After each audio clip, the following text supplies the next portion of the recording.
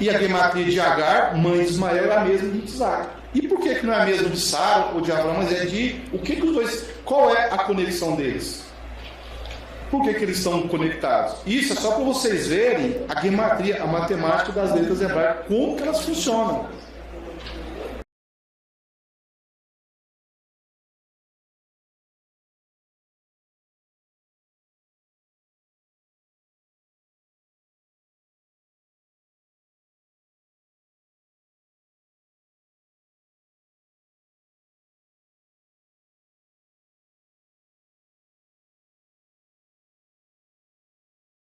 Eu só falei só superficialmente, tem muito mais coisas que a gente poderia estar falando aí. Baruch Hashem? Amém? Então tá, vamos sair do 2 então, vamos para o 3. E Abraão chamou o nome de seu filho que lhe nasceu, de quem Sara lhe concebeu. O nome é? Itzhak. O que significa Itzhak? Por que é sorriso? O que aconteceu que virou esse nome?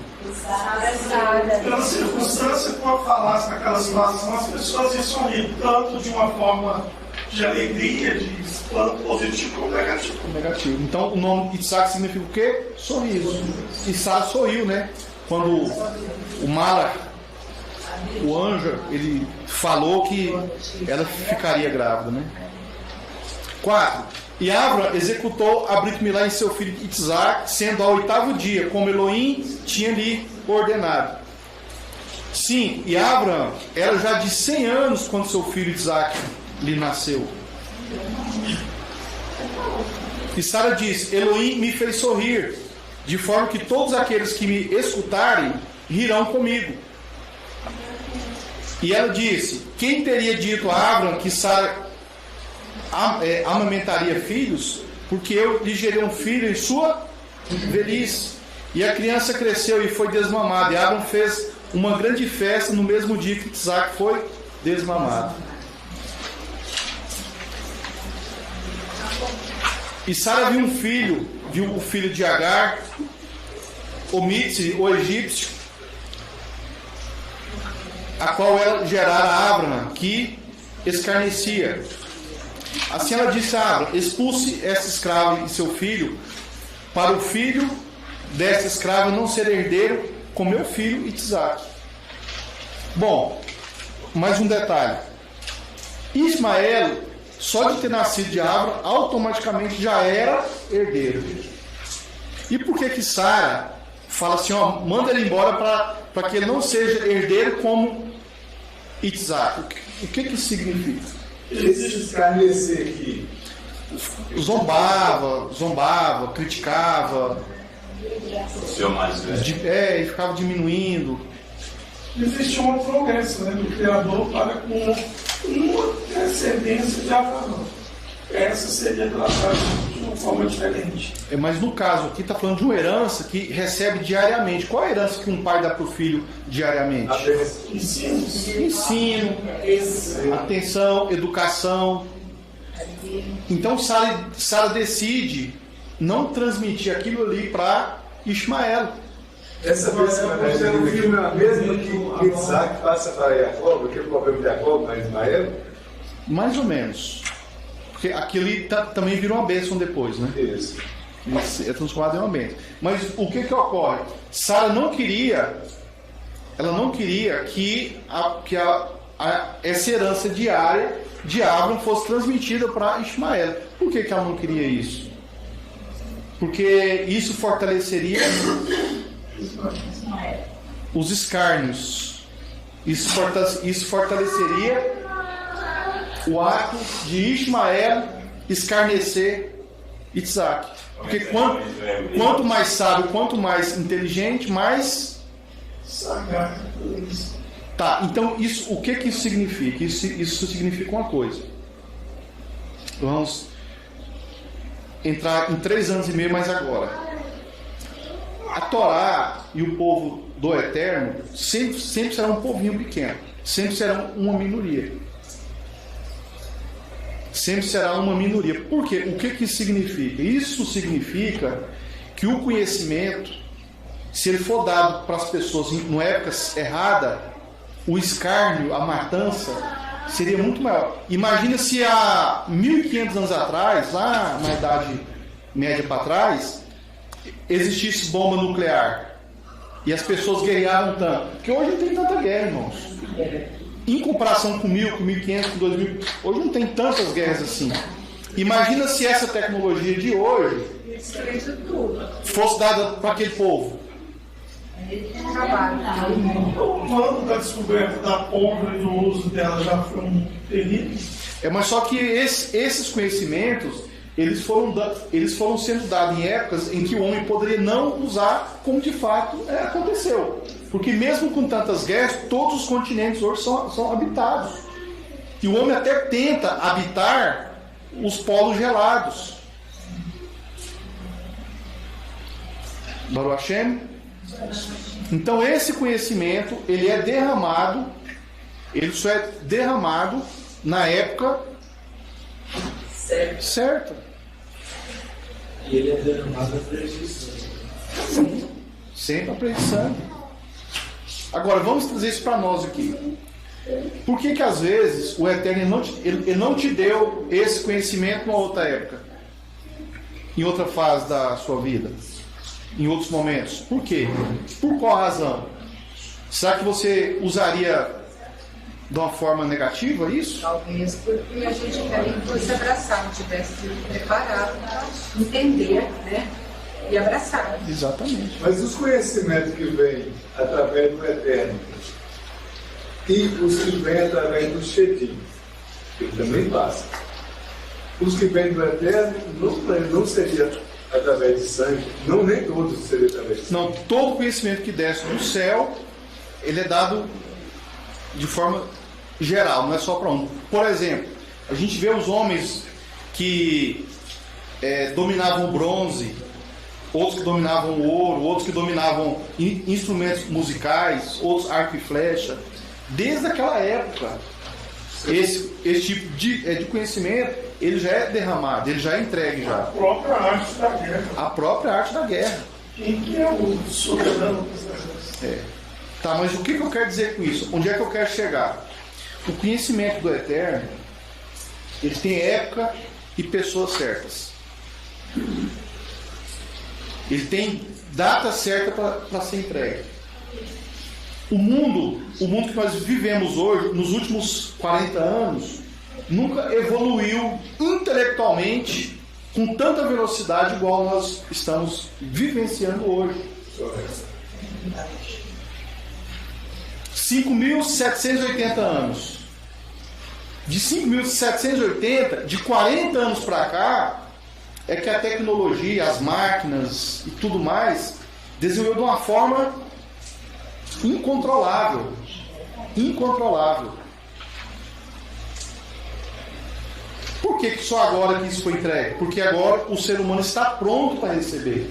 E por que a Torá hoje ela está sendo revelada da maneira que ela está sendo revelada? Porque hoje o ser humano está pronto para receber. E por que a Torá, antes de Moisés, ela não foi entregue como foi entregue para Moisés? Porque o homem não estava pronto, embora ela foi oferecida para vários povos. E os povos rejeitaram essa Torá. De Moshe até Mashiach, a Torá já tinha sido escrita. O que os povos faziam em relação à Torá? Eles tentavam recebê-la, ampliá-la ou destruí-la? Aí vem Mashiach. Mashiach, assim como a Torá, ele foi ampliado, houve uma tentativa de omiti-lo, de destruí-lo. De destruí-lo. Quando eles viram que não dava conta de destruí-lo, eles começaram a corromper, a modificá-lo. Criaram outro Messias, que a gente chama de anti-Mashiach, no lugar do Messias. Já que a gente não pode destruir, então vamos pegar esse e vamos transformar ele, vai ser mais fácil. Vamos falsificar ele. E é o Messias que o pessoal acredita no sistema religioso, que não é o Mashiach. Ou seja, o Mashiach, ele foi adulterado. Fizeram um cover. Um cover. E um cover muito mal feito. Mas, depois de 2000 anos, novamente, sempre... É assim, irmãos, ó. A menorá. 2000 anos sem Mashiach, até Moshe. Aliás, 2000 anos sem Torá, 2000 anos com Torá e 2000 anos com Mashiach. Por isso que a menorá tem 7 taças, 7 eras. 2000 anos sem Torá, aí vem aqui, surge Moisés. Aí vem Moisés, até aqui surge Mashiach. Aí Mashiach vem até completar os 6.000 anos. Então são 2.000 anos sem Torá, 2.000 anos com Torá e 2.000 anos com Mashiach. Tem 2.000 anos que o Mashiach veio. Do Mashiach para trás, há 2.000 anos antes de Mashiach, Moshe recebia a Torá. E 2.000 anos para trás, Adão era colocado aqui na terra, expulso do jardim do Éden. Então de Adão até Moisés passaram 2.000 anos. Depois de Moisés até o Mashiach, mais 2.000 anos. E temos 2.000 anos que o Mashiach se manifestou. E é o que essa menorá ela representa. Só que aqui tinha um tipo de conhecimento, aqui tinha outro tipo de conhecimento, aqui já é outro tipo de conhecimento. São conhecimentos em eras diferentes, entregues de maneiras diferentes. Aí eu pergunto, onde é que tinha mais tecnologia? Hoje ou para trás? E por que hoje a gente não consegue fazer uma pirâmide igual aquela do Egito? E por que nesses 2.000 anos aqui o homem vivia 700 anos, 600 anos, 300 anos, 970 anos? O que eles tinham à disposição deles que eles viviam esse tempo todo? Eles tinham tanta informação. É porque eles tinham muito mais informação que nós. As informações espirituais aqui, ó, eram mais fresquinhas, estavam fresquinhas. A vida era diferente. Então, por exemplo, quando eles olhavam para uma comida, o conhecimento de alimento que eles tinham nesses primeiros 2 minutos aqui, ó, a gente não sabe nada de comida nenhuma. Hoje a nossa gastronomia, a nossa nutrição, sabe muito pouco. E o pouco que sabe, quase ninguém sabe. Por exemplo, conhecimento de gastronomia que eu aprendi com a professora Hilda. Você não pode cortar o alface com faca, porque senão você perde. Não perde as. Você tem que rasgar a folha de alface. Isso é tecnologia. Estou te falando. Se você pôr ferro nela, você anula ela. Tem que rasgar. Perde propriedade. Só de cortar com faca. Então, nesses 2.000 anos primeiros, que tipo de tecnologia que esses homens tinham? Que eles conseguiam fazer cirurgia no cérebro, no coração, sem anestesia, sem sala cirúrgica. Eles conseguiam mover toneladas de pedras de uma região para outra sem máquinas. E hoje em dia as máquinas que nós temos custa fazer uma estrada, uma ferrovia, por exemplo. Tem muita dificuldade, gasta muita coisa para fazer, e naquele tempo, com menos recursos, eles tinham a inteligência de usar menos recursos e fazer coisas muito maiores que hoje. Tem uma pedra debaixo do templo lá de Jerusalém, ele não sabe calcular o tamanho daquela pedra e o peso dela. E nem como ela foi colocada. Como ela foi colocada lá? Aí na menorá, né? Menorá. No ano 4.000 está ali no Mashiach. E está no centro, sustentando as outras 3 eras. A última era significa a vida dele? A vida dele. O governo dele. Baruch Hashem? Amém. Então, a primeira parte era até aqui. Agora vamos começar do começo de novo. Para a gente poder entrar agora nos nossos comentários. Página 1. Abraham e Sara, por mais de 50 anos, tentaram ter filhos. E em avançada idade, milagrosamente tiveram filho. Ismael estava quase morto, mas Elohim decidiu enviar um Malach e salvá-lo. Por que o Eterno, pessoalmente, ele decidiu salvar Ismael, que daria origem a uma nação que nos perseguiria? Será que ele não sabia que Ismael depois iria perseguir? Será que ele não sabia que Ismael ia escarnecer de Isaac? Outra coisa, irmãos. Ó, Sara não podia ter filhos. Teve filho. Qual seria a possibilidade de Abraão, por escolha própria, ele casar com uma egípcia? E casou. Casou. Qual seria a possibilidade desses milagres acontecerem conosco? Porque todos esses milagres, se vocês prestarem atenção nos textos, todos esses milagres, eles foram incentivados pela própria pessoa. Sara ter filho, Abraão e Sara que queria, era uma vontade deles. Só para começo de conversa. Quem foi chamado para seguir o Eterno não foi nem Abraão, foi o pai de Abraão, Terá. Não sei como é que está na Bíblia cristã, se é esse o nome. Terá. Ele que foi chamado. Ele que foi chamado? Abraão, ele veio de Penetra. E esse Penetra nos abençoou até hoje. Abençoou todas as famílias da terra. Foi esforço dele, foi mérito dele, foi fé que Abraão teve. Aí eu te pergunto, será que você não é capaz de cavucar uns milagrinhos aí na sua vida? De provocar uns milagres na sua vida? De ser um penetra no reino espiritual? Não foi convidado, mas você entra no reino espiritual e você provoca bênçãos na sua vida? Será que você não é capaz de fazer isso? Por que você não é capaz de fazer isso? O que está faltando?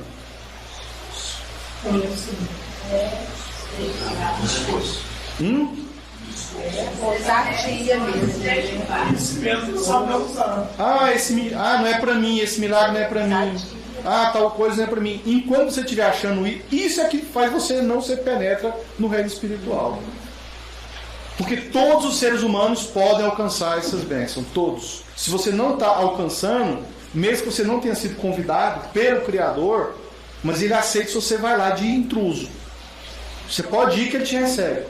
André, quando a gente fala pai, tipo assim, é uma gravidez saudável, predatória e tal, mas seja feita a sua vontade. Isso a gente faz, essa é uma questão de pensar. É certo você falar, seja feita a sua vontade, ou então você só fala, pai, dá uma gravidez saudável e tal? Qual que é o mais correto disso? As duas. Então ele é uma outra. Só que aqui vai acontecer a vontade do Eterno. Você demonstra a sua. É pior assim, mas aí quando tu falou isso, eu fiquei pensando, será que eu não queria falar, pai, dá uma gravidez e tal, e não falar sobre a parte, mas seja superior da vontade? Eu acho que você poderia pra falar. você cavar realmente esse. Não, mas nós, irmãos, deixa eu falar uma coisa aqui para vocês. A gente acha que a gente não pode ser ousado com o Eterno. Nós devemos ser ousados com o Eterno. Eu vou explicar como que isso funciona. Imagina, o marido chega em casa à noite, cansado do serviço, ele quer tomar banho, quer dormir, e você resolve preparar um banquete para ele fazer uma massagem nele. O que está na cabeça dele? Chegar em casa, tomar um banho e dormir, porque está cansado. Mas você não. Eu tô nem se você trabalhou o dia todo, tá cansado, tá estressado, tá grilado, tô nem aí. Eu vou fazer um jantar gostoso e vou te fazer uma massagem daquele tipo. Vou fazer sim. Não quer não, quer sim, senhor. Vocês acham que o Eterno não gosta disso? Só que isso tem que ter dentro da lógica, né? Não precisa ter lógica não. Irmãos, se tem alguém que gosta de ser mimado, é o Eterno. Ele gosta de ser mimado. Ele gosta de ser mimado, sim. Uma coisa é você ter respeito por ele, você respeitá-lo. Outra coisa é você ousar. Moshe, lutou com o Eterno quando o Eterno falou que destruiu o povo de Israel. O que vocês acham que Moisés fez? Hã? Ele foi Ele foi ousado. Nós temos que ser ousados também, a mesma coisa, não tem diferença. Jacó foi ousado. Jacó era primogênito. Abraão, quando o Eterno disse que ia destruir Sodoma e Gomorra, Ele foi lá e brigou até a última consequência. Mas todas essas coisas foi dentro da lógica. Ele não foi contra. Não, isso não é lógico, isso é justo. Então, é dentro da justiça que eu queria falar. É, isso é justo, mas não é lógico. Poxa, pensa aqui comigo uma coisa. Como é que era o povo de Sodoma e Gomorra? Hã? Tá. Imagina você falar assim, ó, eu quero ter um filho, mas eu quero morar do lado do Morro do Alemão, lá no Rio de Janeiro. Vou comprar uma casinha lá e vou morar lá no Morro do Alemão. O que acontece lá no Morro do Alemão? Tira para todo lado. Você quer ter filho e morar ali? E seus filhos crescerem ali? Ué, mas Sodoma e Gomorra era mais ou menos isso. Não que lá tinha traficante, essas coisas, tinha coisa pior. Mas pensa bem uma coisa. Abraão ia ter o filho com Sara, o prometido filho. Qual seria a influência de Sodoma e Gomorra no filho dele? Mas era bom ou era ruim Sodoma e Gomorra? ruim. Mas por que Abraão, mesmo assim, ele queria que ninguém morresse? Qual a lógica disso? Isso é justiça, é diferente. A justiça do nosso povo, né? Mas ele queria fazer uma justiça. E o Eterno viu a sinceridade nele. Viu que ele tinha amor de verdade no coração, a qualquer custo. Qual homem que não gosta de uma mulher apaixonada, mesmo que ela cometa erros com ele? Não erros de infidelidade, de falta de respeito, nada disso. Mas aquela mulher que erra apaixonada, fazendo as coisas tudo por vontade, por gosto, por prazer, por amor, e erra. Qual homem que não quer uma mulher assim? Então, quando Abraão ele começa a agir, ele começa a fazer coisas que até o Eterno desaprova. Você acha que se o Eterno destruiu Sodoma e Gomorra, é porque, na opinião do Criador, tinha que destruir tudo, não era? Não era isso? Então, Abraão tinha a opinião que não era para destruir. O Eterno tinha a opinião que era para destruir. Tá, quem que venceu essa disputa? O Criador. Ele que sabe todas as coisas. Mas Abraão, isso não é lógico, isso ele visto como um ato de justiça. Olha a justiça dele. E quando você entende a questão de justiça, as coisas começam a acontecer na sua vida. Porque as coisas passaram a acontecer na vida de Abraão depois que ele tentou executar essa justiça. Não destrua aquela gente. Inclusive, muitos daqueles que foram destruídos foram pessoas que Abraão tinha liberto daquela guerra contra os reis. Lembra do dízimo de Melquisedeque? Que o rei lá de Sodoma veio e queria, me dá as pessoas e fica com os despojos. Não, eu não vou ficar com os despojos, eu vou ficar com as pessoas. Muitas daquelas pessoas voltaram para aqueles lugares e depois disso Abraão salvou essas pessoas, tentou salvar, mas o Eterno, o que o Eterno fez? Destruiu tudo. Ou seja, havia um conflito entre Abraão e o Eterno. Olha o tipo de relação que eles tinham.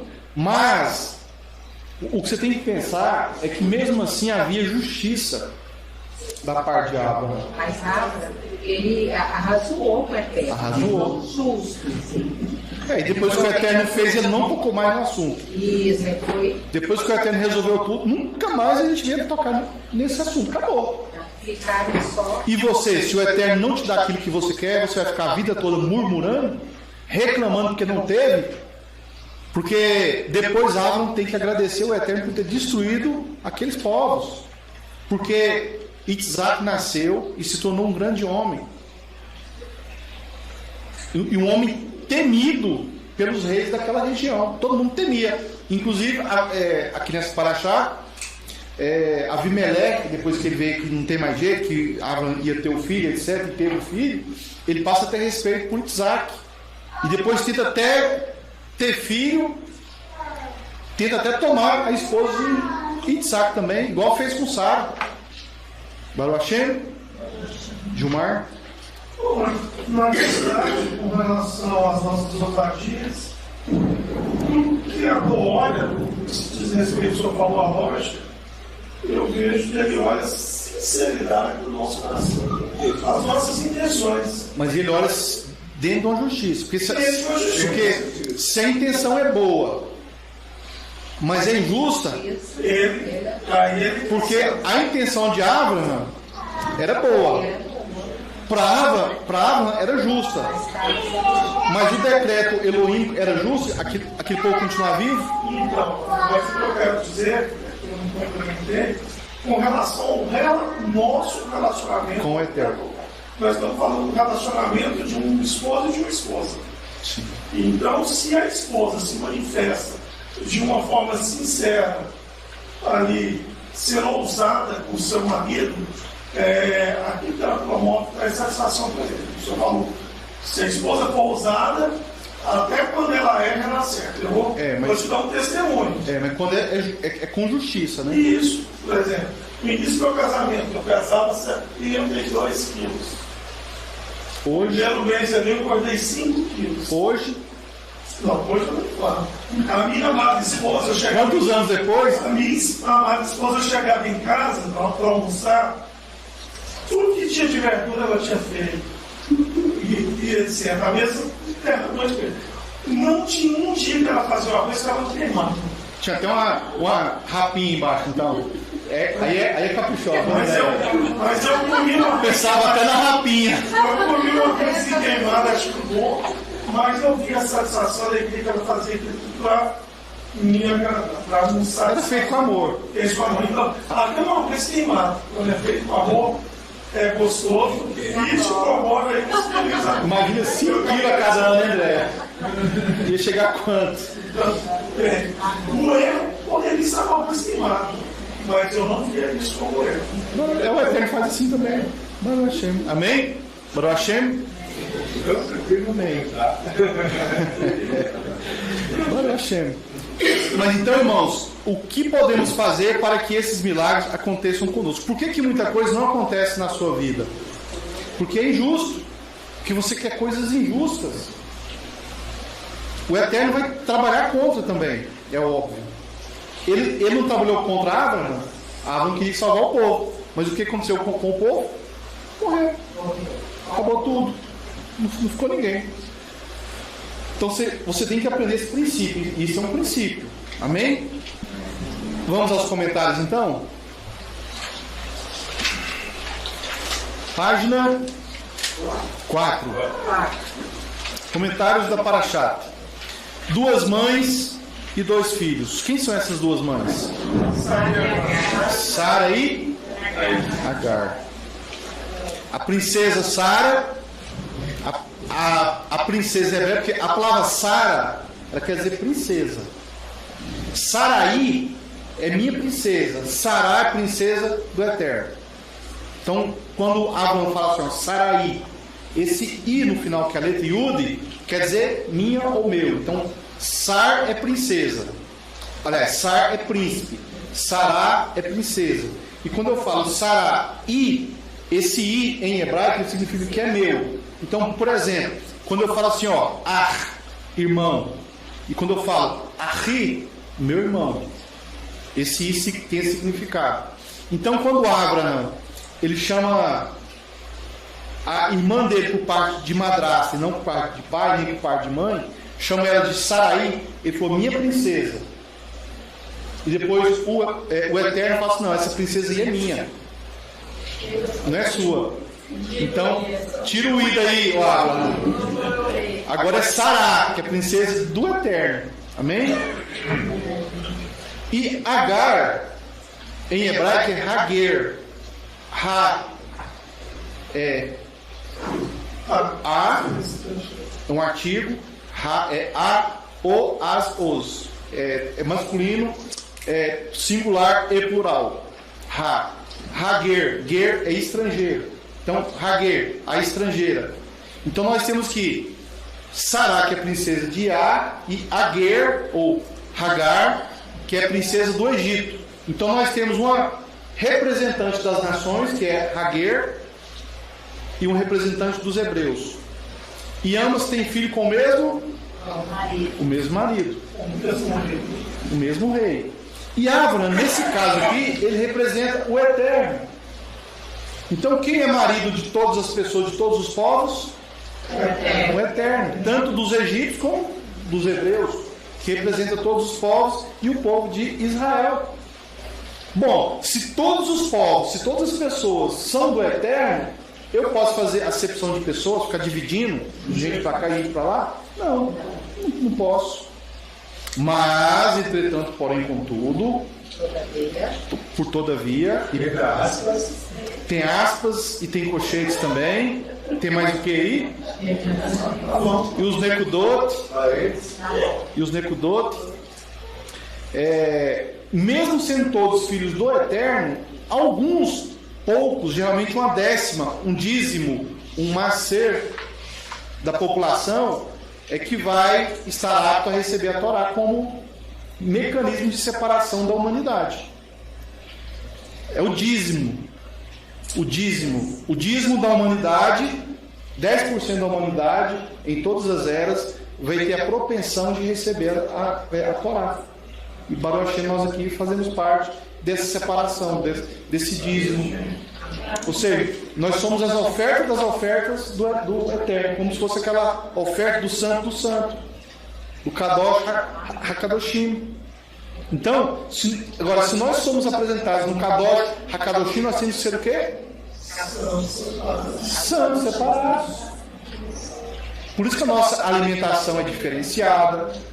O jeito que o marido trata a sua esposa, o jeito que a esposa trata o seu marido, o jeito que nós nos vestimos, o jeito que a gente trata as outras pessoas, o jeito que a gente respeita todas as mulheres, porque esse macer, esse dízimo, os homens e as mulheres, eu falo dos homens, eles não podem se contaminar e nem perverter as mulheres. O jeito que o homem israelita olha para as mulheres é como se todas elas fossem irmãs. E quando uma delas não vai ser mais irmã, vai ser esposa, ele tem que legalizar essa situação.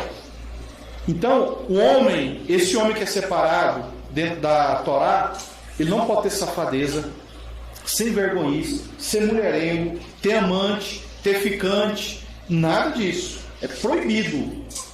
Por quê? Porque quando o homem ele descumpre isso, ele tira a sua santidade, ele se separa da santidade e volta para os 90%. Agora, se nós estamos sendo ofertados para o Eterno como sacrifício vivo, então você tem que buscar a sua santidade. É por isso que os homens israelitas, eles são incentivados a respeitarem as suas esposas a todo custo. Não importa o tipo de atração que tem lá fora, você sabe muito bem do que eu estou falando.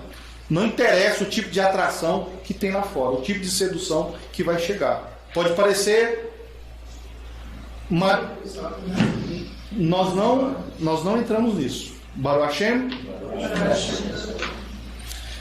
Então, 2 mães e 2 filhos. Essa parte que todo mundo já entendeu, Sara e Agar. Aos 90 anos de idade de Sara, sai a semente de Abraham. A primeira semente a ser circuncidada com uma promessa de Elohim, de trazer alegria. Numa linguagem humanamente simples, Yitzhak, o fruto de Abraham e Sara, inicia o surgimento de um povo que nunca mais desapareceria da humanidade e abençoaria todas as nações. Ismael não foi circuncidado? Foi. Com 13 anos. Antes não, no oitavo dia. Antes de Isaac. Bom, antes. Foi mas não. Com 13 anos. Por isso que eles fazem com 13 anos. É porque no texto só fala com o processo. Pedro ser circuncidado. Com a promessa é Yitzhak. E é o 8º dia, que é o que o Eterno mandou, né? Isaac nasceu no ano seguinte, a visita de 3 malachim celestiais na tenda de Abraão. Foram milagres inimagináveis na vida do casal e principalmente para a humanidade. Porque Isaac, irmãos, ele não é um presente só para Abraão e Sara. Ele é um presente para a humanidade. Por isso que ele significa sorriso, alegria. A palavra Isaac, sorriso, alegria. Por quê? O que é a plena alegria? O que seria? É a promessa do Olam Rabá, do mundo vindouro. Lá vai ter guerra, doença, tristeza, depressão, farmácia. Nada disso. Lá vai ter salão, irmãs? Não. Vai ter manicure? Lá vocês serão lindas. Vocês nem precisarão de salão. De tão lindos vocês serão. Tanto que a mulher tinha 90 anos e o rei abraçou com ela, né? Enquanto que ela era bonita, Sara. Ela já representava vocês, amadas irmãs. Mulher com 89 anos, o rei estava de olho nela. Ela era linda com 89 anos.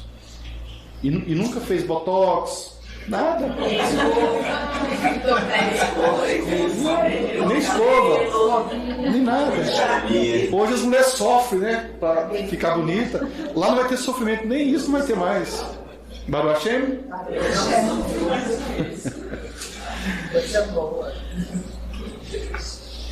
Mas, e o nome de Isaac? Abraão e Sara disseram: todas as pessoas que ouvirem que tivemos um filho darão sorrisos de alegria ou terão dúvida. Assim será com o Mashiach. Uns ficam felizes, outros ficam em dúvida. Quanto mais você conhece o Mashiach, mais você sorri. Quanto menos você desconhece, mais você vai ter dúvida. Então, como que eu sei se eu conheço ou não o Mashiach? Eu tenho dúvida. É porque você não conhece o Mashiach. Como que eu sei que eu conheço? É porque eu tenho sorriso. Eu sou feliz. E eu falo uma coisa para vocês. É impossível alguém conhecer o Mashiach e não amar o Mashiach. É impossível.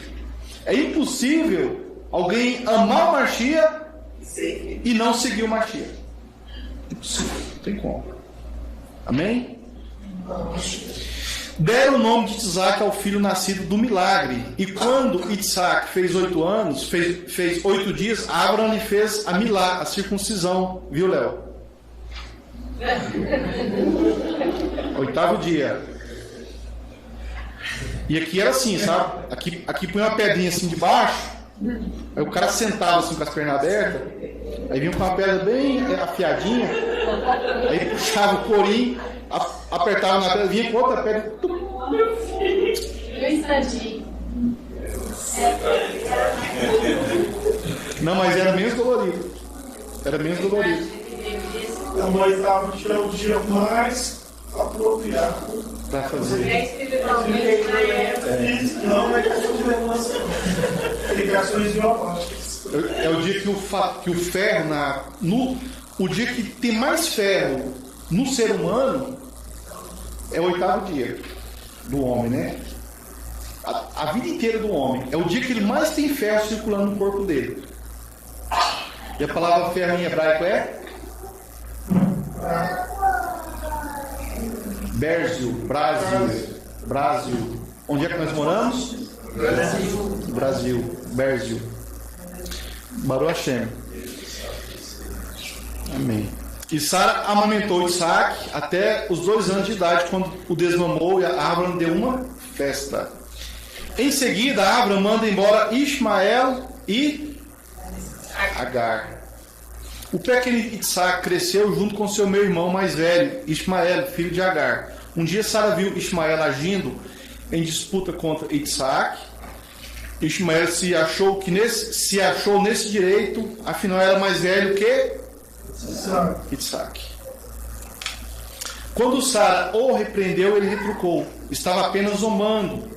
Sara decidiu falar com Abraão: não é bom que Isaac e Ismael vivam juntos. Ismael não se comporta como seu filho, mas como o filho de uma mulher egípcia. envia-os para o seu destino, que Ismael vai embora junto com sua mãe. Deixa eu contar um segredo aqui para vocês. Aqui já está falando que Ismael, ele agia como um egípcio. Como um egípcio. Imagina se o mundo tivesse acesso a todas as tecnologias, a todas as tecnologias que a Torá trouxe.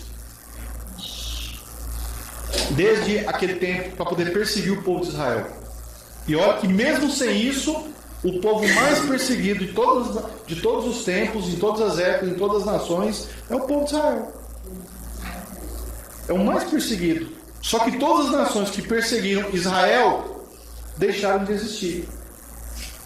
O Egito de hoje não é aquele Egito mais. A Síria, a Pérsia, a Babilônia, Roma, Grécia, essas nações simplesmente desapareceram. Sumiram. Só ficou os nomes lá agora. Roma não é. Esses romanos que moram em Roma hoje, eles não são aqueles romanos.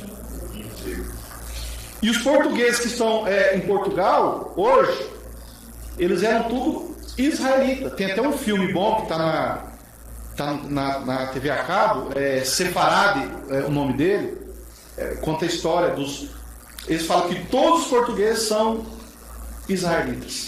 Todos. Inclusive os reis que viraram católicos e expulsou os judeus de Portugal. É um bom filme, depois vocês assistem. Tem ele em português de Portugal, viu? Português de Portugal. Pode assistir que você vai entender bem. Sefarade. Sefarade. Não tem aparecido de forma documentada? Não. Tem aquele Amazon Prime tem ele. Não sei se no Netflix tem ele. Mas eu acho que no YouTube deve ter também. Sefarade. Tem ele em português de Portugal. Baruch Hashem. Quando Sara o repreendeu, ele retrucou. Esse comportamento de ser repreendido e ser retrucado, ele é israelita ou ele é goi? Ele é goi, ele é estrangeiro. O israelita, quando ele é retrucado, quando ele é corrigido, ele gosta de ser corrigido. Isso faz parte da nossa natureza. Então, quando alguém chama a sua atenção, aquilo ali você quer saber por que você está. O que está de errado ali? Porque você quer consertar, você quer corrigir aquele defeito. Então isso é uma característica israelita. Já dos goi, dos estrangeiros, já é não gostar. Então como que um israelita tem que agir quando é corrigido? Tem que gostar. Procurar entender a correção. Entender a correção. Tem que entender. Exatamente. Tem que entender. Baruch Hashem. Vamos pular aqui. Isso gerou uma preocupação em Avram e ele ficou muito, muito perturbado. Como seria o futuro de Ismael longe do pai? Agora não vai ter mais Torá para ensinar, não vai ter mais tecnologia. Esse comportamento de Abraham em relação a Ismael, ele teve o mesmo comportamento em relação a Sodoma e Gomorra. A mesma coisa. Ou seja, era uma característica de Abraham. Mas só que os planos do Eterno eram outros. O que acontece? Quando você entende o plano do Eterno e você consegue caminhar segundo esse plano, você vai ter menos perturbação também. Porque Abraham já estava perturbado. Vocês acham que quando Sodoma e Gomorra foi destruída, Abraham fez uma festinha, fez churrasco? Claro que não, ele ficou de luto. Ele ficou muito triste com aquilo ali. E eu acho assim, impactado e assustado. E assustado. Tanto é que saiu daquela região e foi para Gerar.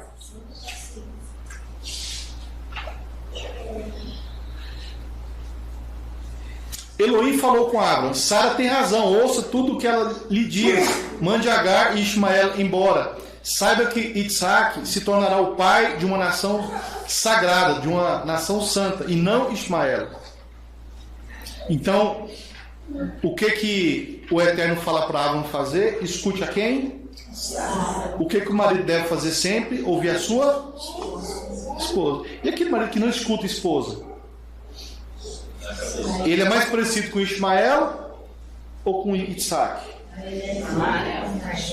o que não escuta a sua esposa é parecido com Ismael. Porque Abraham, esse ensinamento, irmão, isso aqui parece uma bobagem, mas é um ensinamento. O homem saber ouvir a sua esposa. E isso é até impressionante, a gente sabe que o pessoal que teve com Ismael, eles não valorizam muito isso. Não valorizam nem a esposa e nem a mãe, e nem as filhas, né?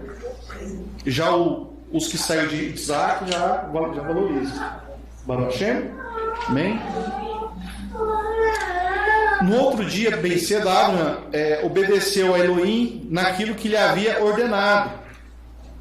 Deu pão e água para Agar e pôs Ismael sobre seus ombros, porque Ismael estava com... Irmãos, por que Abraham ele não esperou passar a febre primeiro, deixou para outro dia? Aqui é falta de paciência também, viu? Mas o Gilmar talvez não soube paciência essa semana. Hã? Não. Por que ele mandou Sara... Esperou o menino recuperar. Por que ele mandou Agar e Ismael ir embora, mesmo eles estando com febre? Ismael estando com febre. Ele não esperou. Porque existe. Exatamente, ele entendeu um pedido de Elohim que Sara teve como profecia, né? Então, assim, quando o Eterno manda fazer as coisas, para nós parece ilógico. Mas mesmo com febre, mesmo só com água, mesmo só com um pedacinho de pão, o que acontece com Ismael lá no deserto? Ele tem uma visita de quem? Isso significa que Abraham sabia que quem está no controle é quem? Tá, quando eu acho que o Eterno não está no controle, quem é que controla? Eu. E quem é que é melhor para controlar as coisas, mesmo sendo ilógicas? O Eterno. Por que muita coisa dá errado na nossa vida? Porque a gente não quer dar o controle para o Eterno. Muitas coisas dão errado. Aí você começa a fazer as suas escolhas, o marido não ouve a sua esposa, e aí as coisas dão tudo errado. Dá só problema. E um casamento que não tem diálogo, como a Agar não tinha diálogo com Abraham. Ela divorciou. E o casamento de Sara permaneceu. Baruch Hashem. Eles vagaram pelo deserto. A febre de Ismael ardia, e este tinha tanta sede que logo bebeu toda a água que a mãe havia levado. Com medo que ele morresse, ela o colocou sob um dos arbustos que cresciam no deserto. Depois foi para longe dele e chorou. Então ela começou a rezar ao Elohim de Abraham. Olha a estrangeira orando ao Elohim de Abraham. Olha, guardadas as devidas proporções, isso me lembra a passagem do filho pródigo. Pão e água a sua herança, né? A enfermidade. É a mesma história praticamente. E Ismael foi para o deserto, porque Sara sim falou para Abraão.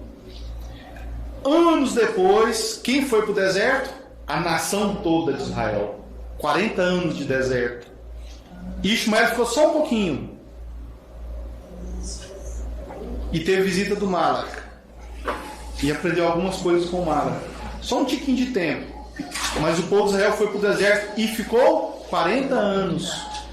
E os malachim do Eterno cuidando do povo de Israel. E o próprio Eterno, né, que de dia ele era nuvem e à noite ele era fogo. E se manifestava no Beit HaMikdash, no tabernáculo. O que aconteceu com Ismael já era uma previsão do que aconteceria com o povo de Israel lá no deserto. Baruch Hashem. Só que numa intensidade muito maior com o povo de Israel. Aqui ela negou os ídolos do Egito. Aqui fala um pouquinho da profecia que fala do restabelecimento de Ismael como cuidador de Isaac. Começa pela mãe. Então a gematria de Agar e Isaac é a mesma, certo? Então ela, Agar, começou a rezar ao Elohim de Abraão. Por que ela não rezou aos Elohim do Egito? Aos deuses do Egito? Por quê? Ela já devia saber que Já estava ciente, né? Aqui ela negou os ídolos do Egito. Tá. Todos nós, cada um de nós aqui, a gente está saindo de onde ou saiu de onde? Do Egito. Porque o sistema religioso ele é um egípcio. Um egípcio. E que dia que você vai negar os Elohim do Egito? Que dia que você vai fazer isso? Porque se você come como um egípcio, você está adorando os Elohim do Egito. Se você vive e faz as coisas como os egípcios, você está adorando os Elohim. Porque cada coisa que nós fazemos é um ritual. Cada segundo, cada coisa que você Invoca invoca o nome dos Elohim do Egito. Mas aqui, o que a mãe dele fez? Começou a invocar o nome de... Isso é uma profecia. E hoje, os ismaelitas, hoje eles já fazem isso ou eles ainda estão invocando os nomes dos... Eles estão invocando os nomes. Mas aqui está falando que vai... Mas vai chegar. Vai chegar esse dia. Baruch Hashem. Elohim aceitou a oração e curou o menino de sua doença. Então essa febre louca que eles têm, ela vai ser curada. Isso é profético. Então o Malach falou: Agar, não temas, Elohim está protegendo teu filho. Ele viverá e se tornará pai de uma grande nação. De repente Agar viu um poço com água no meio do deserto que surgiu milagrosamente. Agar e Ismael viveram no deserto de Paran. Ismael tornou-se arqueiro. E depois ela vira Quetura. E depois se casa de novo com Abraham. Baruch Hashem. O destino do coração de uma criança, o poço e Abimelech. Então nós temos mais assuntos dentro dessa paraxá. Como eu falei, a Torá às vezes ela muda de assunto no mesmo texto, que já é outros assuntos. Todo ser deseja ser uma conexão direta com Elohim. Irmão, todas as religiões, todas as crenças que existem no mundo, não importa se é pagã, se não é, na essência de todos eles estão buscando conectar com o Eterno, do jeito que eles acham que está certo, do jeito deles, na religião deles. E nós sabemos que isso é errado, mas é o jeito que eles têm para se conectar com o Eterno. Então todo ser vivo, todo ser humano, ele deseja ter uma conexão direta com Elohim. É um elemento fundamental da humanidade. Cada um de nós, religiosos ou não, buscam por esse status. Por isso buscamos riquezas, conforto, prazer, segurança e equilíbrio.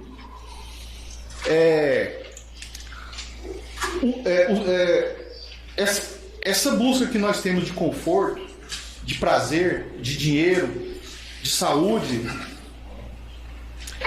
na nossa essência, lá dentro da nossa alma, nós sabemos que isso não serve para a nossa alma, serve? Você tem um carrão de última geração, uma SUV, o que serve para o seu espírito? Um Aparati, um super carro, né?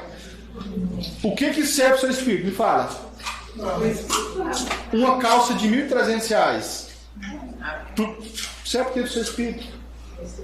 Mas por que o ser humano ele sempre busca aquilo que é melhor daquilo que é material? Por que nós buscamos isso? Sendo que no fundo, isso não vai servir para nada. E a gente se esforça muito por essas coisas, mas se esforça muito pelas coisas que é para o espírito? Não.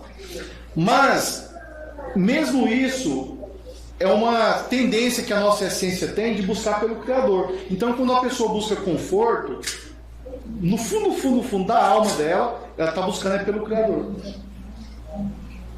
Até quem busca luxúria, no fundo está buscando pelo Criador. Isso parece muito ilógico. Mas no fundo da nossa alma, tudo que nós buscamos, até pela ambição, até pelo egoísmo que nós temos, é uma busca que aquela pessoa tem do Criador. Só que ele não sabe como fazer isso. Ele manifesta isso nessas coisas. Na luxúria, no luxo, no prazer. Então todo ser humano busca pelo Criador. Até os rebeldes, né? Até os rebeldes. Então, se a pessoa busca por prazer, por segurança, por saúde, por conforto, por tudo, no finalzinho das contas, está buscando pelo Criador. Baruch Hashem. Hoje estamos vivendo momentos breves antes da segunda vinda de Mashiach. Estamos na essência da era da redenção. E esta é a revelação direta de Elohim. Estamos em tempos de aproximação. É isso que significa as dores de parto. Avimelech tenta tomar conta dos poços abertos por Avram e Isaac. Mas a Torá ensina que, sob medida por medida, Elohim, ele usa um padrão de manifestação sempre pautado por justiça. Avimelech representa um falso reinado e o falso alimento espiritual.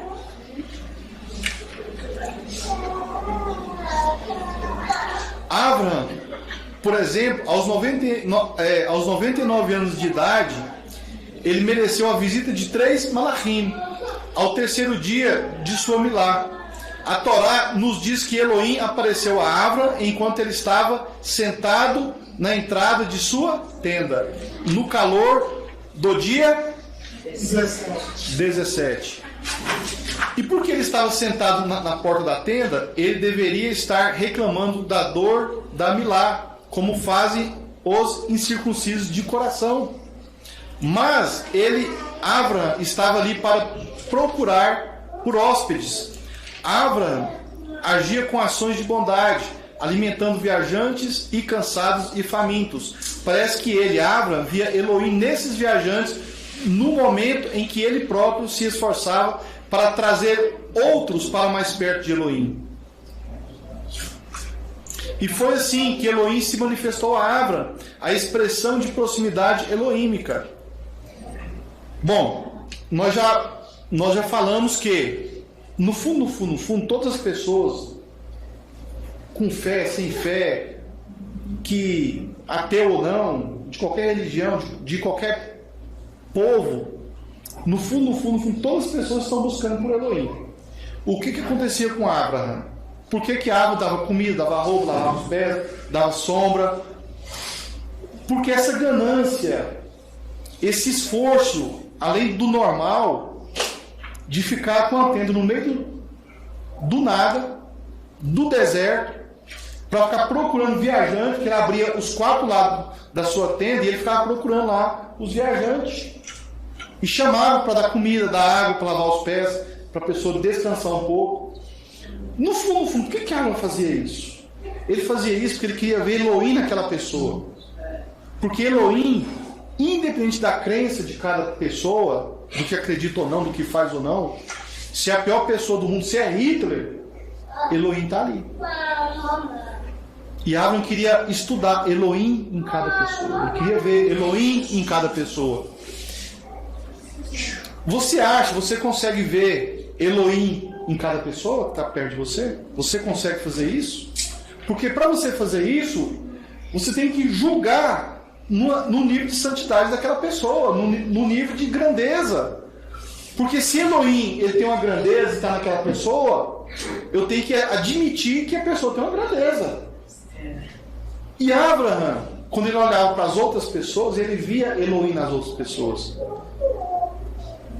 E nós conseguimos fazer isso? Olhar para o próximo e ver a presença do Kadosh dentro daquela pessoa?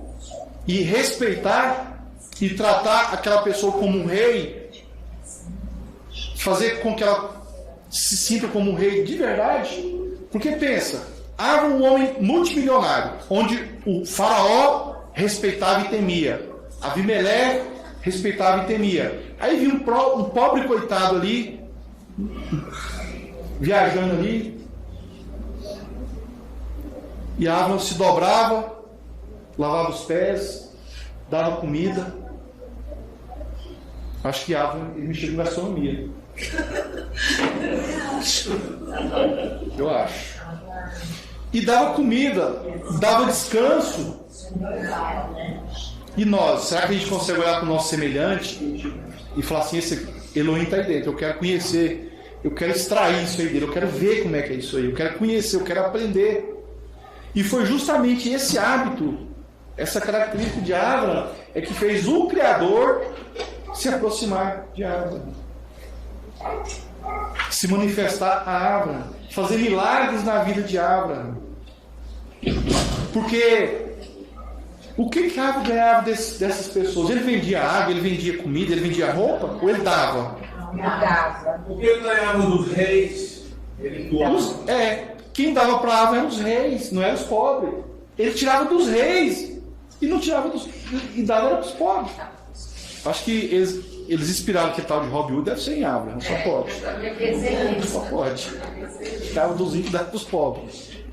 Mas Abraão, ele funcionava como uma fonte de equilíbrio aqui na terra. E isso é o justo. O justo é aquela pessoa que ela funciona como fonte de equilíbrio.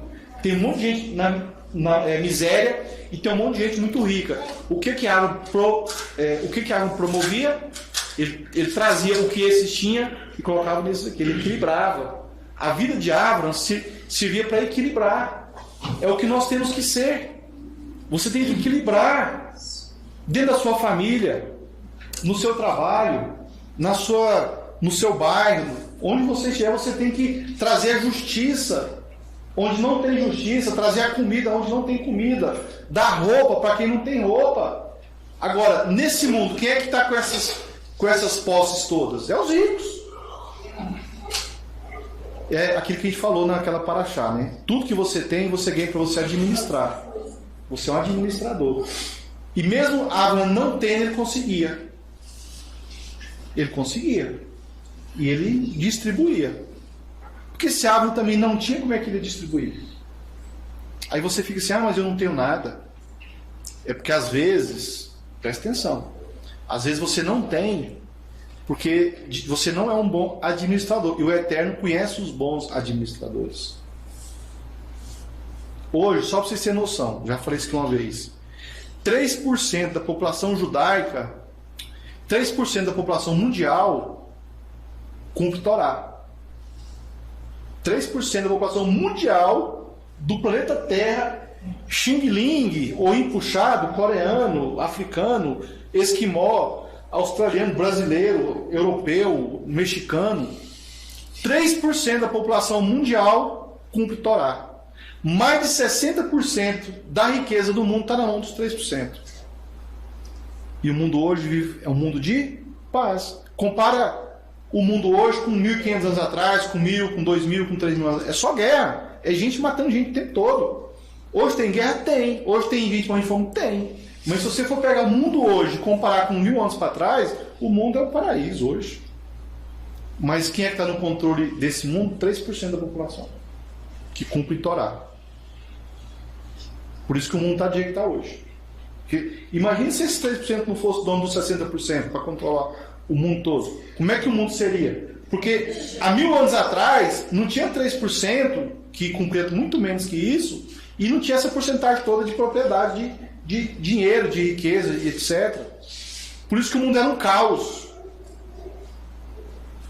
Deu um comentário que os 3% está sob o domínio de judeus? Não, dos iluminados. Isso é conversa. Isso é conversa da serpente. É teoria da conspiração. Eles não sabem de nada, eles são inocentes. Estão por fora. Baruch Hashem? E você quer entrar nos 3%? Ser administrador das coisas do Eterno? Tudo aqui é de quem? Me fala. Todo o dinheiro do planeta Terra é de quem? É do Eterno. Nada é do homem. O cara lá é um banqueiro milionário. Ele morre, e aí? Quantos dólares que ele leva lá para o céu? Nada. Então é do Eterno. Agora, você tem que se tornar um bom administrador para o Eterno colocar na sua mão. Aí ele coloca na sua mão, como ele fez com Abraão. Baruch Hashem?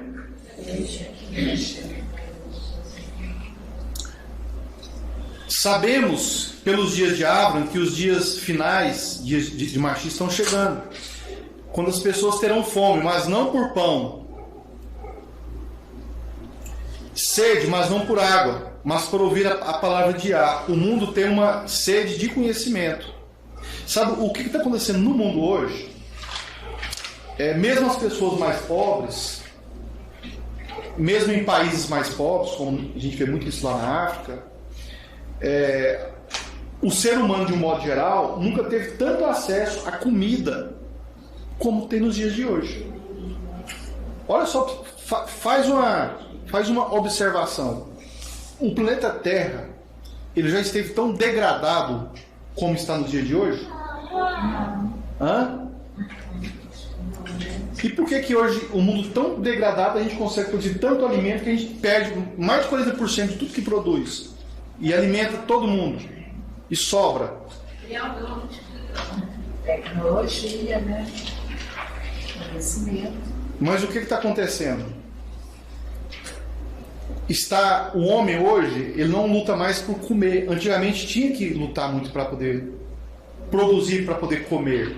Hoje em dia as máquinas fazem tudo para a gente. Mais pessoas no mundo e mais tempo sobrando. Inclusive, fala de história. Eu descobri que a peste que quase dizimou a Europa inteirinha foi por causa de alimentação.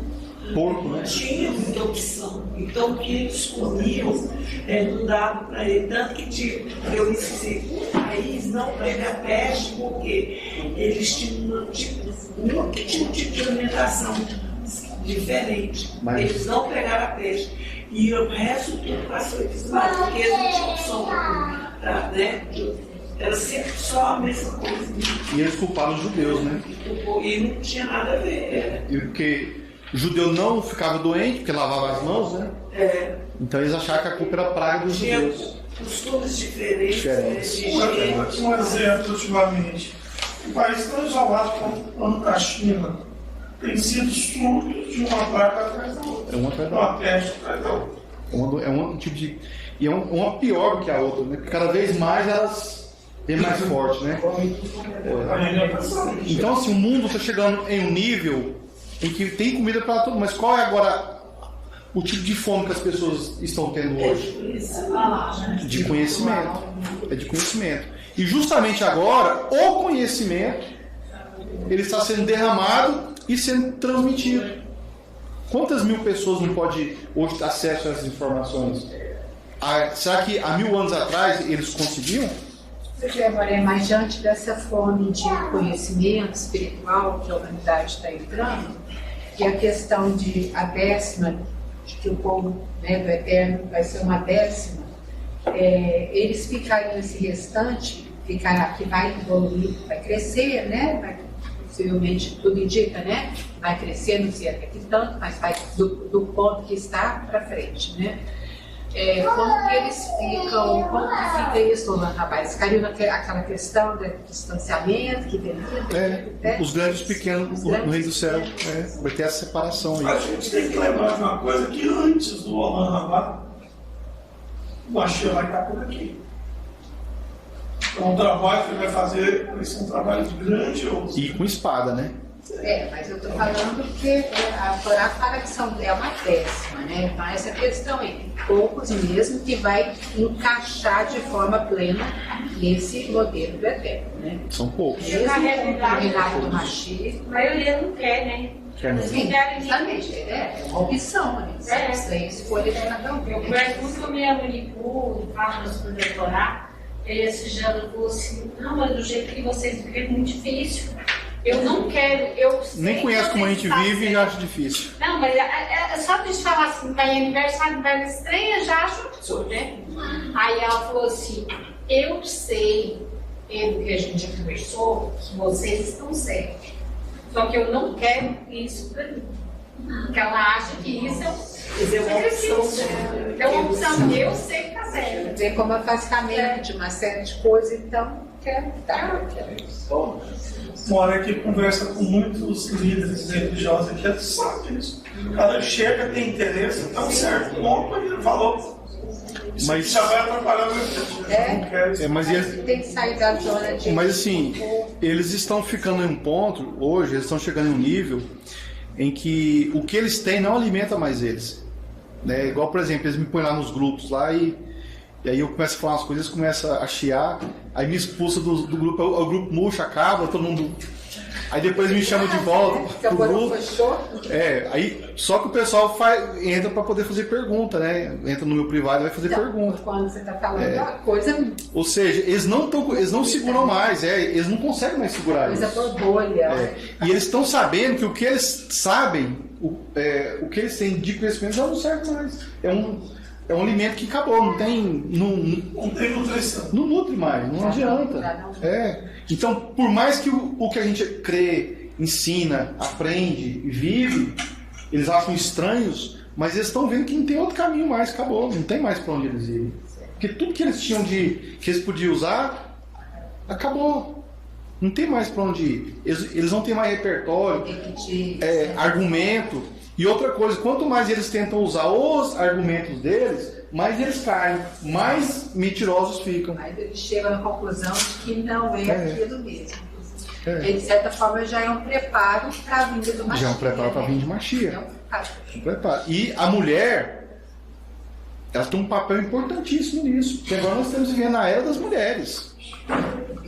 O mundo que vai governar o mundo agora vai ser as mulheres. O que Ravá não fez lá no Gané, que ela tinha que governar também, ela não governou de forma positiva, agora elas vão consertar isso. As mulheres. Então, o comportamento dos homens em relação às mulheres tem que mudar. O homem carrancudo, brigão, que não escuta a mulher, né, que não... Esse aí, já era. Esse tipo de homem já era. Esse homem não vai...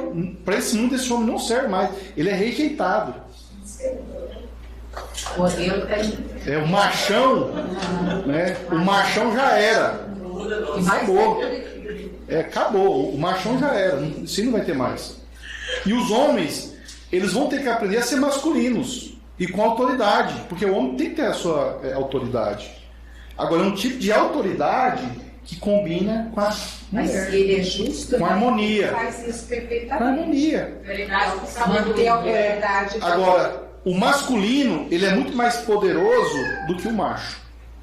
Porque o macho, ele, além de ele ser insensível, ele tem pouca inteligência, pouca sabedoria. Ele é insensível. E o macho, aqui só tem adulto, tem só umas poucas crianças aqui. E o macho, ele consegue usufruir melhor da mulher, em termos de prazer. Ele consegue aprofundar do que aquela coisa superficial, só carnal. O masculino consegue ir além, muito mais além do que o macho. O macho não, o macho. Porque ele vai buscar fundo isso, porque a pessoa tem por dentro. Então ele vai usufruir mais da mulher. Então quando o homem ele descobre as delícias profundas que é uma mulher, e ele experimenta aquilo, ele nunca mais quer ficar só na superficialidade, que é o que as pessoas vivem hoje. A maioria dos relacionamentos, eles são superficiais. É muito fraco. A profundidade do prazer, o macho não consegue extrair, não consegue mergulhar nisso. O masculino, ele vai ter o poder de trabalhar com a sensibilidade da mulher, dela se abrir numa proporção em que ele pode ir muito mais fundo, muito mais profundamente. E o prazer ser muito, muito maior. E a paixão, e o amor, e o carinho, e o zelo, e o respeito, e o homem começar a ver as mulheres, a visualizar as mulheres de forma diferente, simplesmente como uma fêmea, ou reprodutora, ou sexual. Irmãos, a mulher, ela tem muito mais a oferecer para um homem. Se o homem souber explorar no bom sentido todas as qualidades, todas as características que uma mulher tem, ele é super feliz com aquela mulher. O nosso rei Salomão, ele tentou fazer isso com 1000 mulheres, nenhuma ele conseguiu. Por quê? Porque naquele tempo essa consciência ainda não tinha naquele tempo. Hoje nós já temos. Naquele tempo, as mulheres elas eram escravas e submissas. Na época de Salomão elas eram assim. Quer dizer que ele teve esse tanto de mulher porque ele não queria completar, né? Queria aprofundar e nenhuma tinha consciência para fazer isso. E hoje em dia precisa de ter 1000 mulheres? Não teve Sara na vida dele. Não teve uma Sara. Hoje não precisa.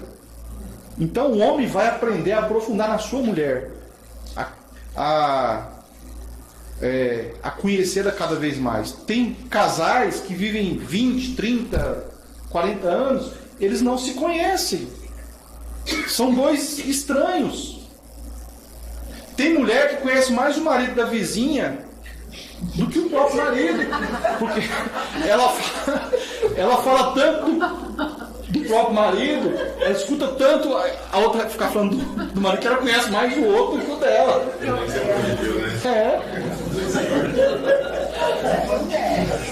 Isso acontece. Mas tem mulher que conhece também nesse sentido também. Infelizmente. Mas por que a mulher vai conhecer mais o marido da vizinha do que o próprio marido? Por quê? O que está faltando ali entre eles? Falta mistura, eles não se misturam. Casa, mas a família do outro é mais presente do que a própria família. Mas nós estamos na era das mulheres, viu? Hoje em dia quem está se elevando são as mulheres.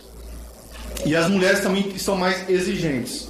Hoje em dia, por que o rei Abimeleque se apaixonou por Sara, uma senhora, uma idosa de 89 anos? O cara era um rei. E aqui ele não era tão velho assim, ele era bem mais novo que ela. Ele achou ela linda, maravilhosa. 89 anos de idade. O que esse rei viu nela? Ele viu coisas especiais nela. Ele olhou assim e falou assim: não tem nenhum siliconezinho. Nem precisa de ir na academia. E também ele viu outra coisa interessante, que Abraão, como era um homem que estava diante do Eterno. Se esse homem gosta dela, porque essa mulher é a mulher. Não, e também porque na realidade o que aconteceria? Ele queria unir os dois países, né? Ele queria unir a raça de Sara com a raça dele. E ele seria um reino sacerdotal. Porque ela falou que era irmã de Abraão. Só que ele rodou, né? Que ela já era casada, chegou tarde. Chegou tarde. Ou seja, ele ficou de olho na mulher do vizinho, rodou. Assim, profeticamente, isso mostra a necessidade que as nações vão ter de se relacionar com Israel.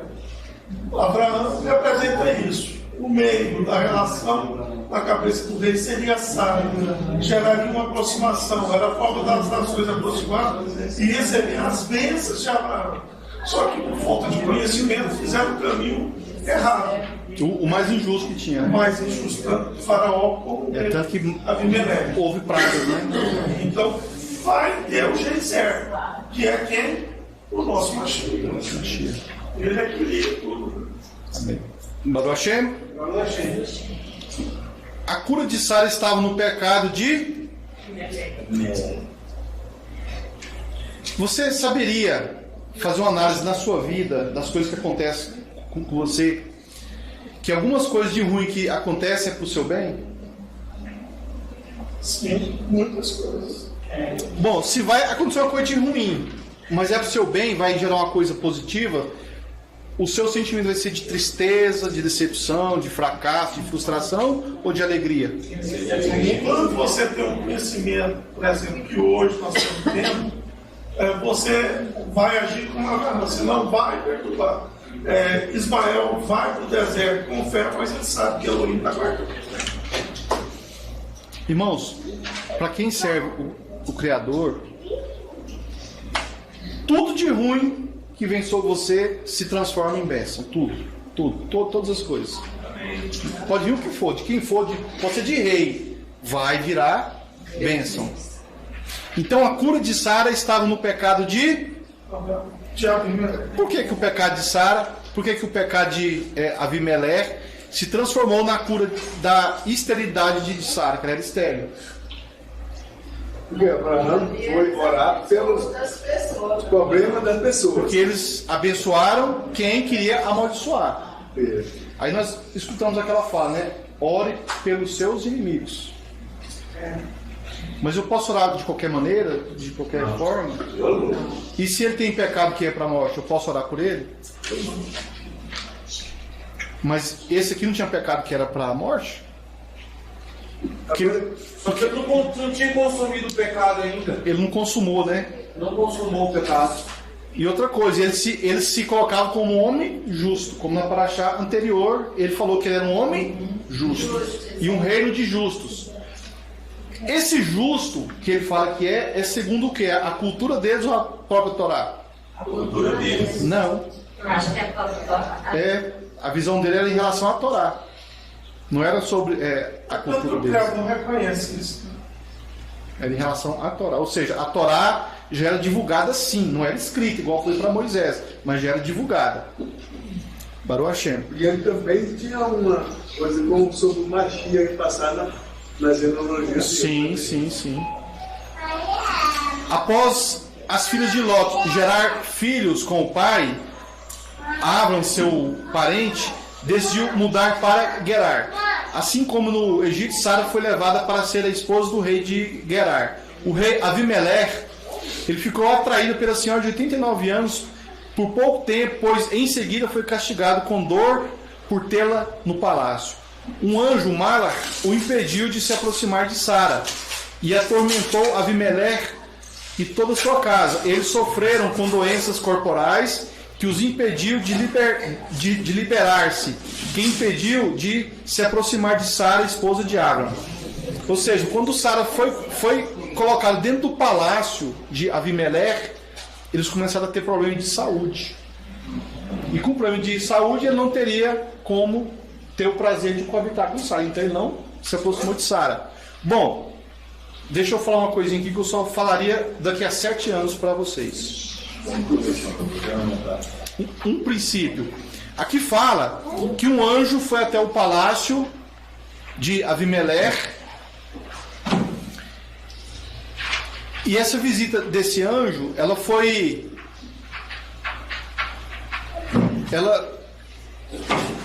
em forma de uma doença.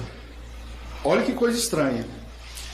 Quando fala que o anjo foi, o Malach foi, o mensageiro foi, ele foi em forma de doença. A pergunta é: esse Malach aqui, ele é um ser celestial ou ele é uma enfermidade? Ele é uma enfermidade, ele não é um ser celestial. Só que na leitura tradicional, quando as pessoas vão ler, acham que um anjo estava lá e pondo a doença. Não, a doença era a própria mensagem. E mensagem em hebraico é Malach. Mensageiro em hebraico é Malach. Tá. Agora, um Malach levando uma enfermidade, então será que o Malach, essa mensagem, ela pode gerar doença? Porque a gente pensa que os anjinhos são bonitinhos com as asinhas brancas e só faz o bem e andam com a flechinha para fazer as pessoas se apaixonar umas pelas outras. Mas esse Malach aqui tinha uma flechona, viu? Porque ele fez foi desapaixonar. Ele fez foi desapaixonar mesmo. Bom, isso significa uma coisa, que muitas coisas que acontecem conosco aqui nesse mundo aqui são ações que vêm do próprio Criador em forma de mensagem. Então eu posso falar que uma doença é uma mensagem, uma profecia é uma mensagem. Eu posso usar esse termo numa linguagem de Torá, numa linguagem da língua hebraica, para mim poder entender até como eu vou orar. Então às vezes eu falo assim, ó, tem um anjo com você, o Malach. Esse anjo pode ser uma situação, como pode ser um ser celestial. Aí vai caber a nós a interpretar. Por exemplo, tinha uma Haverá que ela estava com um problema de pânico. Aí ela me ligou e eu falei assim, ó, eu vou fazer uma tefilá e você vai fazer outra aí. Falei com o marido dela também para fazer uma lá no banheiro, para os dois fazer uma imersão lá na água, os dois juntos, um orar pelo outro. E naquela noite, ela ia sentir um toque de um Malach do dedo na perna, para ela poder ser. Foi ou não foi, André? O Malach foi lá e curou. De vez em quando eu tô dormindo, a hora que eu deito, aí tem uns incômodos assim, uns toques, uns cutucão. É o Malach. Baruch Hashem? Você estava explicando como orar com os seus inimigos. Sim. Como isso acontece? Peça a misericórdia do Eterno e a justiça do Eterno para o seu inimigo. Sempre assim. Sempre assim. A misericórdia e a justiça. Porque é justamente os inimigos é que te abençoa. A maioria das suas bênçãos está nos seus inimigos. A maioria. Quando você ora por eles, pede misericórdia. Pede misericórdia do Criador, para ter misericórdia deles, né? A maioria das nossas bênçãos está nas atribulações, está nos problemas que vêm, está nas lutas. A maioria, quase todos eles estão assim. Então, nós temos que aprender a ser guerreiros. A palavra Israel, ela significa aquele que luta ao lado de Elohim e ganha, e prevalece. Então nós temos que aprender a ser assim, guerreiros. E saber que todas as guerras o Eterno vence todas. Não tem nenhuma que ele perde. Eu vou ter medo por quê? Eu não preciso ter medo nenhum. Então quando alguém te fizer um mal, não deseje um mal para essa pessoa. Não fica com ódio, com raiva, querendo vingança. É óbvio que tem maldades, né? Tem situações que nós não conseguimos ter dó da outra pessoa, não conseguimos. Tem coisa que é terrível, terrível. Tem certas maldades que é igual, por exemplo, o povo de Israel estava lá no Egito. Quantas crianças que os egípcios assassinaram? Como é que ficam os pais? Será que dá para perdoar, pedir misericórdia? É difícil, irmãos. O ser humano é difícil. Então nós temos que ter um senso de justiça. Quando você tem um senso de justiça, você consegue se relacionar com os seus inimigos. Saber que tipo de tefilá tem que ser feito.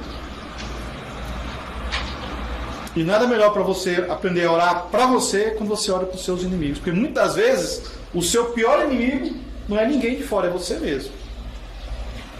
Muitas vezes a gente põe a culpa dos nossos problemas nos outros inimigos, sendo que eu mesmo que criei em mim mesmo algum tipo de problema. Amém? Baruch Hashem? Ela ficou tão impressionada que deu muitos presentes a Abraham. Ele ficou tão impressionado, o rei Avimelech, que deu muitos presentes a Abraham e pediu perdão pelo ato de injustiça e pela sua cultura mabuliana, diluviana, onde os homens pegavam todas as mulheres para casar e não queriam saber. Ele suplicou que Abraham orasse em seu nome para que sua família fosse curada daquelas enfermidades. Abraham orou em favor de outros, sendo que ele mesmo precisava da mesma coisa. E teve seu pedido atendido primeiro. Assim foi o nascimento de Isaac. Ou seja, quando Abraham ele orou para o outro que era inimigo dele, porque é assim que Abimelech se colocava. A necessidade de Abraham de ter um filho com Sara foi atendida pelo Eterno. Ou seja, muitas vezes as nossas bênçãos estão no jeito que você trata o seu inimigo, aquela pessoa que se considera seu inimigo. Então, às vezes, Eterno, faz a justiça com essa pessoa. E só que lá você está desejando uma paulada, né? Você está desejando uma paulada. Aí o pau cai na sua cabeça também. Primeiro cai na sua cabeça, depois cai na cabeça do outro. Então, quando você for orar, toma que ele ganha da Mega Sena. Você ganha primeiro. Não é assim? Amém, Baruch Hashem. Agora, um comentário do Rabad, eu não pus o nome aqui do Rabino, eu esqueci. Em nossa sociedade orientada para produtividade, tendemos a colocar nossos valores no produto. Por exemplo, você compra uma roupa bonita, você veste a roupa bonita. É você que enfeita a roupa ou é a roupa que enfeita você? Hã? Você enfeitar a roupa, mas a sociedade hoje é diferente. É diferente. É o contrário. Ou seja, parece que a roupa ela vale mais do que você. Você pagou lá. Quer dizer, um dia eu comprei uma calça, foi R$35 a calça que eu comprei lá na 44.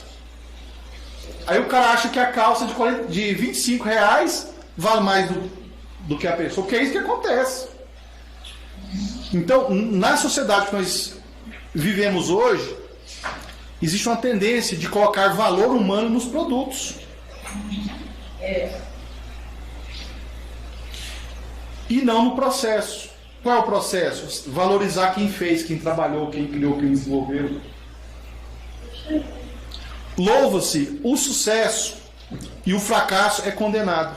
Sabia que isso é errado?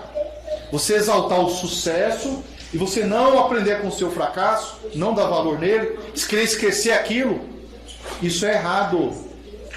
O fracasso, irmãos, ele te ensina muito mais coisa do que o sucesso. O sucesso, ainda por cima, ele te cega, te faz um bobo ou uma boba.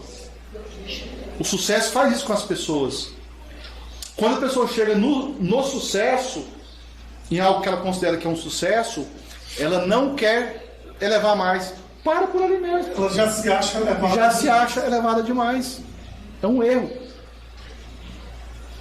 Temos pouco interesse pelas circunstâncias sobre as quais os outros agem. A gente não dá valor, a gente não observa as outras pessoas como se só o que eu faço é grandioso.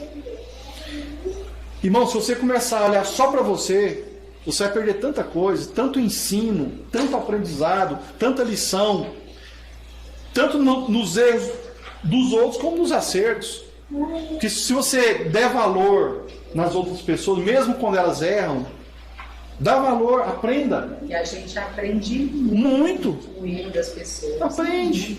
Não fica de olho, você vai cometer aquele erro uma hora ou outra, você vai praticar o mesmo errinho. Poxa, era tão bom se você tivesse aprendido com o erro, sem criticar, sem menosprezar, sem diminuir a pessoa que errou para te ensinar. Se ela errou para te ensinar, isso foi uma bênção para você. Não adianta você apontar o dedo, ó, fulano de tal está errado, fulano de tal não dá conta, fulano de tal não presta, fulano de tal é fraco.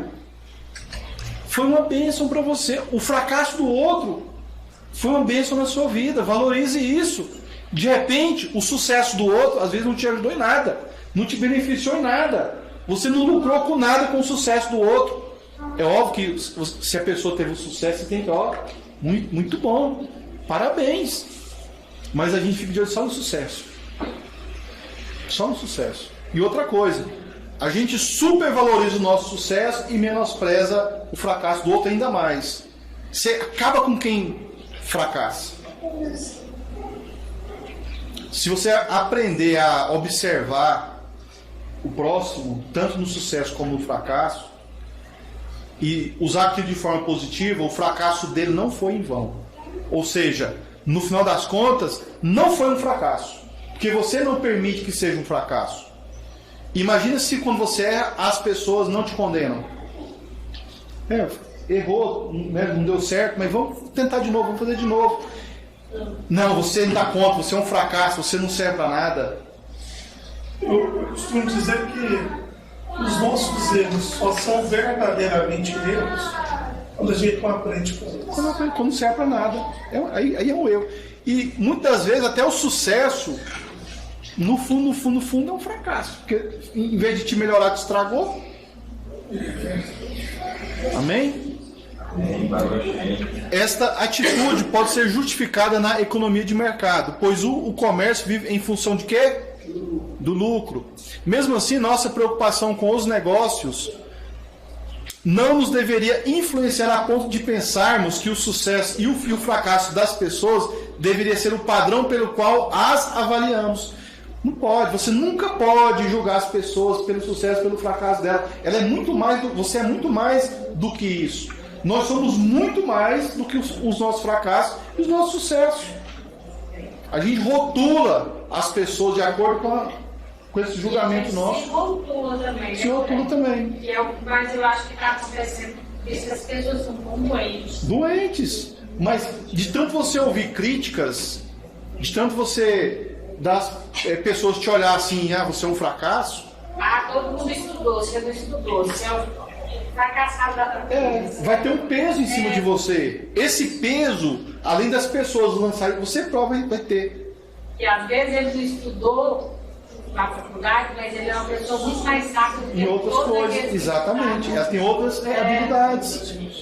Então, irmãos, é tanto peso que vem de um lado e do outro, e mais o que você tem, que é insuportável isso. Então, não julga as pessoas pelo fracasso ou pelo sucesso. Ninguém é tão bom por causa do sucesso que tem e nem tão ruim por causa do fracasso que tem. Amém? No caso seria anular a si mesmo e anular a outra pessoa. Vira um efeito dominó, né? Só que ele Dominó.